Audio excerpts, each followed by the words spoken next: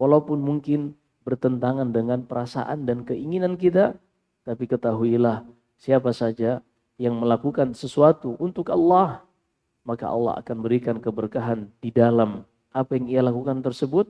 Dan siapa saja yang meninggalkan sesuatu karena Allah, Allah subhanahu wa ta'ala akan menggantikan dengan yang lebih baik dari sesuatu yang ia tinggalkan tersebut. Wa amma Muawiyatu fasa'lukun la malalah. Dalam riwayat lain, la taribalah atau la turbalah. Adapun Muawiyah ibni Abi Sufyan, yang pada saat hadis itu disebutkan seorang yang miskin, gak ada hartanya. Sebagaimana seorang laki-laki disebutkan dalam Sahih Muslim, kata Rasulullah, tunkahul mar'atu li arba'.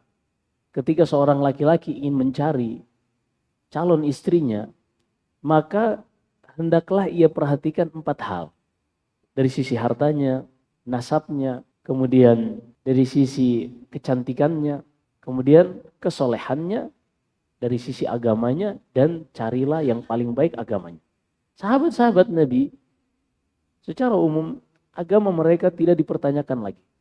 Hanya saja dari sisi-sisi yang lain mereka mutafawitun. Yang satu berbeda dari yang lain. Maka kata Rasulullah, Abu Jaham seperti itu kondisi akhlaknya. Muawiyah seperti itu kondisi finansialnya.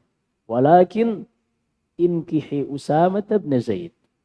Wahai Fatimah, menikahlah dengan Usama bin Zaid ibni Harithah. Kata Fatimah, seorang wanita Quraisyiyah, ya Rasulullah, Usama bin Zaid maula. Usama bin Zaid ini mantan budak. Ayahnya mantan budak, yaitu Zaid ibni Harithah, yang dahulu dibeli oleh Khadijah bintu Khuwailid radhiyallahu anha, kemudian diberikan kepada Nabi kita Muhammad sallallahu alaihi wasallam, yang kemudian diangkat menjadi anak sebelum turunnya syariat pengharaman mengangkat anak secara nasab. Sementara dia wanita Quraisyiyah, dia menganggap nasabnya nasab yang terbaik. Tapi demikianlah Islam. Islam menghargai nasab, strata sosial. Islam menghargai semua itu, tapi tidak menjadi standar kemuliaan seseorang di hadapan Allah Subhanahu wa ta'ala. Maka kata Rasulullah, nikahilah Usama bin Zaid. Akhirnya setelah Fatimah menjelaskan, maksudnya, ya Rasulullah, sepertinya kata Rasulullah, udahlah, nikahilah Usama bin Zaid. Akhirnya kata Fatimah bintu Qais pun radhiyallahu anha, aku pun menerima lamaran Usama bin Zaid, dan ternyata faja'alallahu fihi khairan, berkat perintah, masukan dan usulan dari Rasulullah agar aku menikahi Usama bin Zaid, ternyata setelahnya Allah berikan di dalam kehidupanku keberkahan dan kebaikan yang sangat banyak.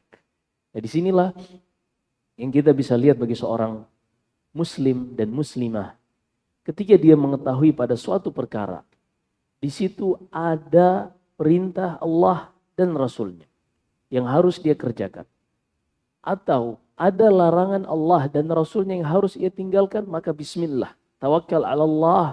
Walaupun mungkin bertentangan dengan perasaan dan keinginan kita, tapi ketahuilah siapa saja yang melakukan sesuatu untuk Allah, maka Allah akan berikan keberkahan di dalam apa yang ia lakukan tersebut.